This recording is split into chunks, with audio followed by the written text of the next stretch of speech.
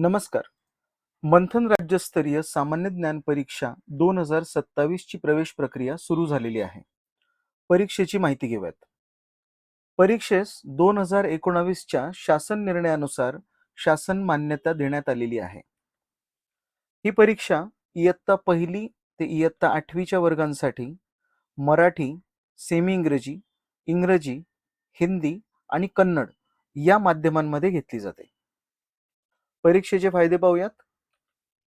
इयत्ता 4थी व 7वी शिष्यवृत्ती परीक्षा म्हणजेच स्कॉलरशिप परीक्षा, इयत्ता 5वी मध्ये होणारी नवोदय परीक्षा, इयत्ता 6वी मध्ये होणारी सैनिकी स्कूल परीक्षा, इयत्ता 8वी साठी असणारी NMMS परीक्षा यासारख्या शासकीय परीक्षांसाठी विद्यार्थ्यांचा पाया मजबूत होण्यास परीक्षेची मदत होते. तसेच भविष्यात MPSC, UPSC यासारख्या स्पर्धा परीक्षांबद्दल विद्यार्थ्यांच्या मनात गोडी निर्माण होण्यास देखील मदत होते. बरोबरच time management skill, observation skill, logical skill आणि डिसिजन मेकरशिप यासारख्या क्वालिटीज देखील डेव्हलप होतात. इतर राज्यांसोबतच संपूर्ण महाराष्ट्रात देखील परीक्षा केंद्रे उपलब्ध आहेत. परीक्षा अतिशय पारदर्शक पद्धतीने आयोजित करण्यात येते. परीक्षा झाल्यानंतर लगेचच विद्यार्थ्यांनी सोडवलेल्या उत्तरपत्रिकेची कार्बन कॉपी विद्यार्थ्यांना तेथेच उपलब्ध करून दिली जाते. परीक्षेनंतर 48 तासाच्या आत उत्तर सूची म्हणजेच आन्सर की मंथन वेलफेअर फाउंडेशनच्या वेबसाईटवर उपलब्ध असते, जेणेकरून विद्यार्थ्यांचा परफॉर्मन्स कसा आहे हे पालकांना लवकरात लवकर ॲनालिसिस करून घेता येईल. तसेच ज्यावेळी निकाल वेबसाईटवर अपलोड केला जातो त्यावेळी विद्यार्थ्यांनी सोडवलेली ओरिजिनल उत्तरपत्रिका देखील निकालाबरोबरच ऑनलाईन उपलब्ध करून दिलेली असते. ती पालक डाउनलोड देखील करू शकतात. ऑनलाईन निकालासोबतच प्रत्येक विद्यार्थ्याचे वैयक्तिक निकाल विवरण म्हणजेच ॲनालिसिस रिपोर्ट देखील तेथे उपलब्ध करून दिलेला असतो, ज्यामुळे आपला पाल्य किंवा आपला विद्यार्थी नेमका कोणत्या विषयातील कोणत्या घटकांमध्ये कशा प्रकारे परफॉर्म करत आहे हे समजण्यास मदत होते, जेणेकरून पुढील वर्षी कोणत्या घटकांवर जास्त अभ्यासाची विद्यार्थ्याला गरज आहे हे पालकांना व शिक्षकांना लगेच समजून येते. परीक्षा दरवर्षी फेब्रुवारी महिन्यातील पहिल्या रविवारी आयोजित करण्यात येते. जसे की 2027 साली फेब्रुवारी महिन्यातील पहिला रविवार हा 7 तारखेला येत आहे. तर रविवार दिनांक 7 फेब्रुवारी 2027 रोजी मंथन परीक्षेचे आयोजन करण्यात येईल, ज्यामध्ये पहिला पेपर जो असेल तो 12 वाजेपासून तर 1:30 वाजेपर्यंत असेल व दुसरा पेपर जो असेल तो 2:30 वाजेपासून तर 4 वाजेपर्यंत असेल. मध्ये 1 तासाचा गॅप देण्यात येईल. आता प्रश्नपत्रिकांचे व अभ्यासक्रमाचे स्वरूप पाहूया. इयत्ता पहिली व इयत्ता दुसरी मराठी व सेमी इंग्रजी माध्यमासाठी फक्त एक पेपर असणार आहे, ज्यामध्ये एकूण 75 प्रश्न विचारले जातील व त्यासाठी 150 गुण असतील. ज्यात विभाग 1 भाषा मराठी यावर 15 प्रश्न असतील, गणित यावर 25 प्रश्न विचारले जातील, इंग्रजी यावर 10 प्रश्न असतील आणि विभाग 4 बुद्धिमत्ता चाचणी यावर 25 प्रश्न असतील.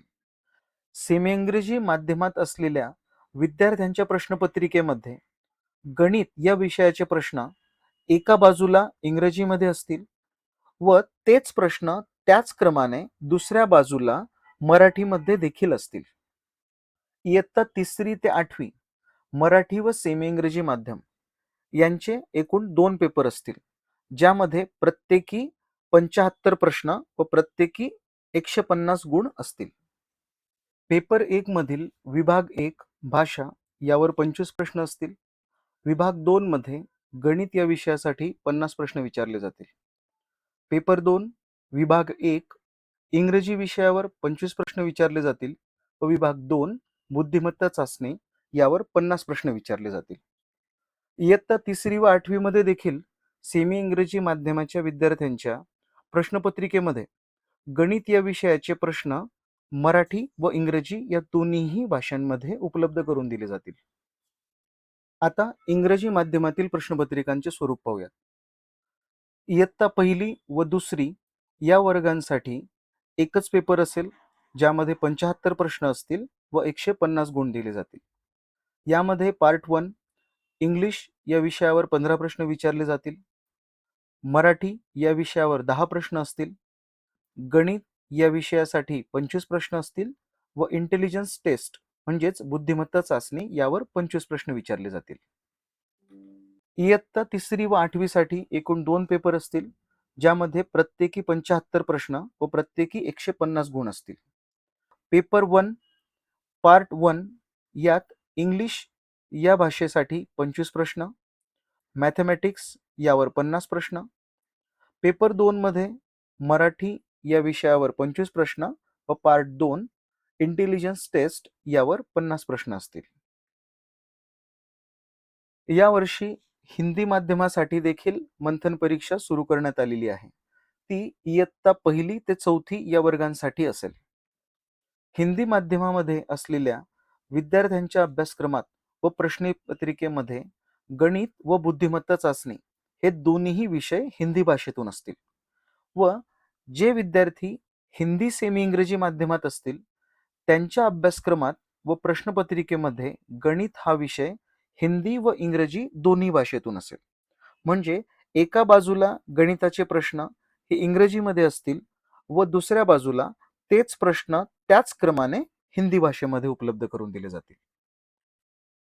इयत्ता 1ली व 2री साठी एकच पेपर असेल, ज्यामध्ये 75 प्रश्न विचारले जातील व 150 गुण त्यासाठी असतील.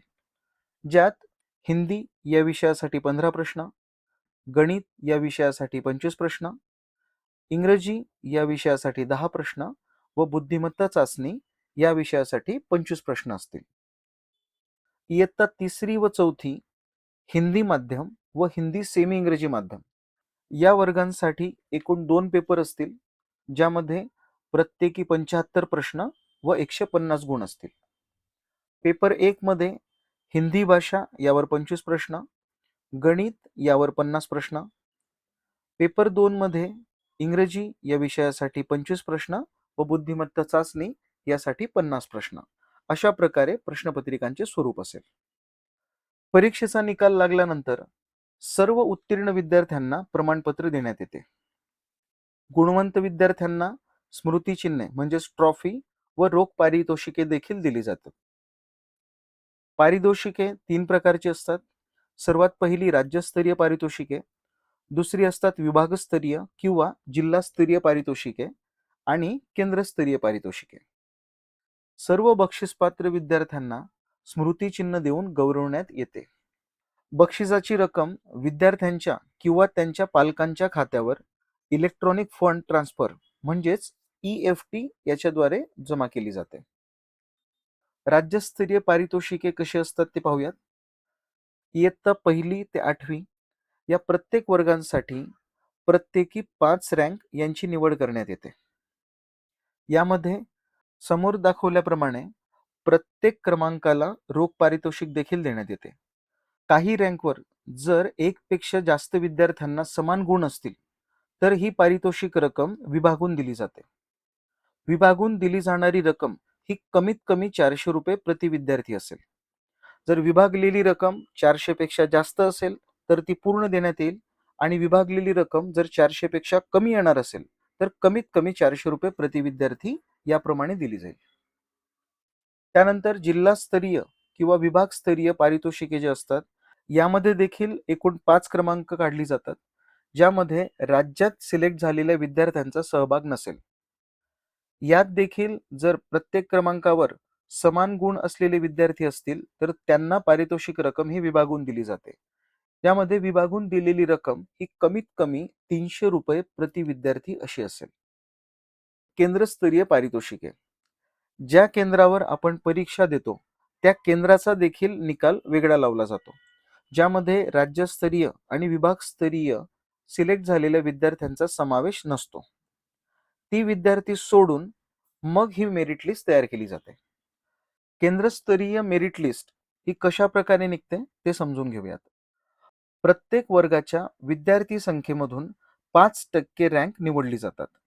म्हणजे जर 100 विद्यार्थी एखाद्या इयत्तेमध्ये त्या केंद्रावर परीक्षा देणार असतील तर 100 मधून 5 रँक त्यामध्ये निवडले जातील. म्हणजे सोप्या भाषेत सांगायचं तर प्रत्येक 20 विद्यार्थ्यांमधून एक रँक निवड केली जाते.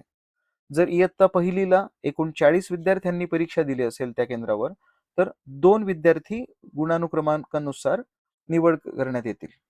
जर इयत्ता तिसरीमध्ये 80 विद्यार्थ्यांनी परीक्षा दिली असेल, तर 4 विद्यार्थ्यांची निवड होईल.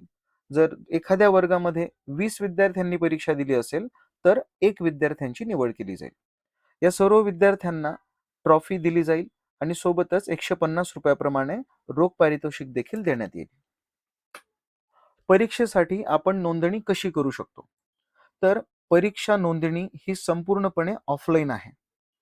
जर आपल्याकडे कोणत्याही प्रकारची लिंक येत असेल, ज्यामध्ये वेबसाईटवर जाऊन आपल्याला ऑनलाईन फॉर्म भरायला सांगण्यात येत असेल, तर आपली फसवणूक होण्याची शक्यता आहे. म्हणून परीक्षा नोंदणी कधीही ऑफलाईन करावी.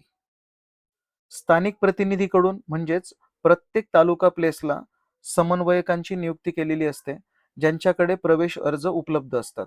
तर त्यांच्याकडून तो प्रवेश अर्ज म्हणजे फॉर्म घेऊन त्यामध्ये अचूक माहिती भरून पुन्हा त्याच प्रतिनिधीकडे आपण जमा करू शकतात. परीक्षा फॉर्म भरण्याची मुदत ही 31 ऑगस्ट 2026 पर्यंत असेल. त्यानंतर विलंब शुल्कासह म्हणजेच लेट फी सोबत परीक्षा फॉर्म भरण्याची मुदत ही 15 सप्टेंबर 2026 पर्यंत असेल. जर परीक्षेबाबतीत अजून काही माहिती किंवा केंद्राची माहिती किंवा आपल्या स्थानिक प्रतिनिधींचा नंबर याबद्दलची कोणत्याही प्रकारची माहिती जर आपल्याला हवी असेल, तर स्क्रीनवर दिलेल्या नंबरवर आपण व्हॉट्सअपवर मेसेज किंवा कॉल देखील करू शकता. धन्यवाद.